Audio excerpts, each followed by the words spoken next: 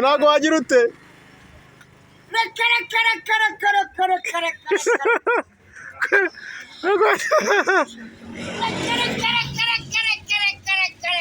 ntabwo wabyemera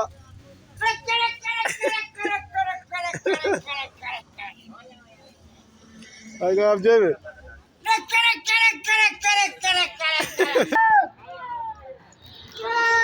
ni kuri uyu mugoroba w'itariki 10 z'ukwezi kwa mbere umwaka w'ibihumbi 2026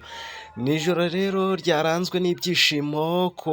bafana bamwe b'amakipe mu makipe abiri akomeye hano muri iki gihugu cy'u Rwanda hakaba harimo ikipe ya Rayon Sport ndetse n'ikipe ya APR FC ni ikipe zacakiranye kuri uyu mugoroba ku itariki 10 z'ukwezi kwa mbere umwaka w'ibihumbi 2026 ni umukino rero wabahurije muri stade Amahoro i Remera ni umukino waje kuvamo ibyishimo ku bafana b'ikipe imwe ya APR FC bikaba byaje kubyara amarira rero ku bandi bafana b'ikipe ya Rayon Sport ngira ngo nk'uko mubibona twatangiranye n'umugabo umwe w'umufana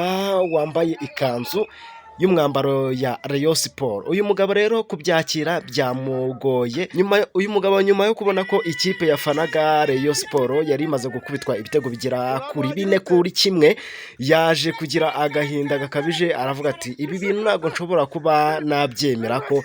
twatsindwa ibitego bingana gutya muri uyu mugoroba kandi twe twizeye ko iyi kipe yacu ya Rayon Sport igomba kuduha ibyishimo tugomba kuba dutangiranye uyu mwaka wa 2026 dufite ibyishimo tukazasoza uyu mwaka dufite ibyishimo byinshi cyane umwe mu bafana rero ba Rayon Sport yaje kutaripfana aravuga ati reka nago ibi bintu bishoboka nago ibi bintu twabyemera ko ikipe twaba twizeye ko yaduha ibyishimo tugomba gutangirana umwaka wa 2026 tugomba kuba tubibuze mu ntangiriro z'uyu mwaka kandi twe twizeye yuko Rayon Sport igomba kuduha ibyishimo byinshi kandi birambye ibyishimo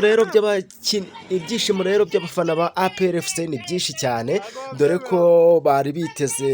biteze ko bagomba kubona ibyishimo byanze bikunze ngo baburana ari babiri baba bigiza nkana uko byagenda kose ikipe ebyiri iyo zigiye mu kibuga haba hari buvemo itsindwa cyangwa se zikanganya ariko uko byagenda kose kuri buri ruhande ruba rwiteze intsinzi bamwe bavuga ngo turatsinda abandi nabo tituribuze gutsinda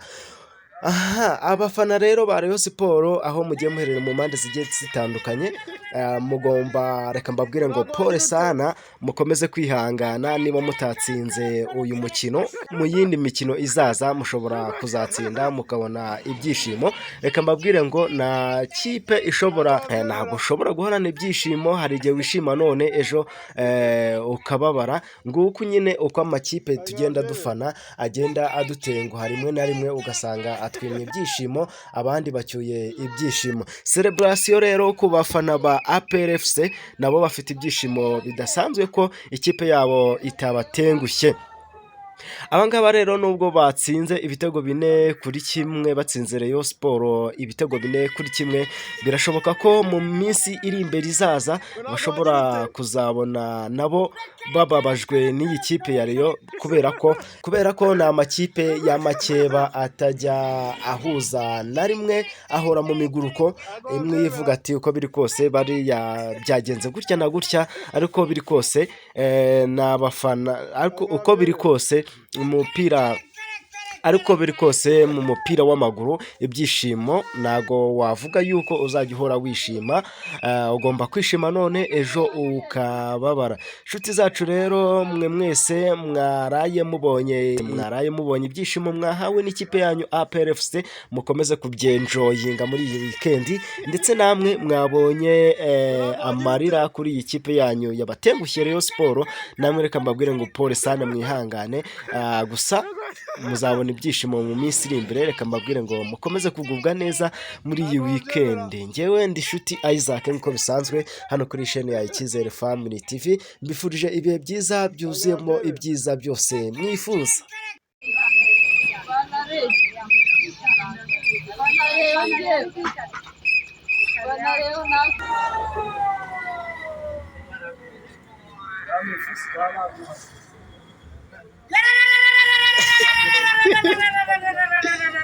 ngo ntabwo wagira ute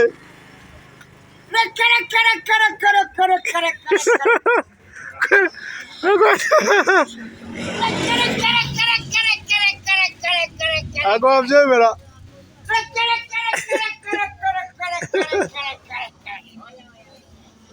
ntabwo wabyemera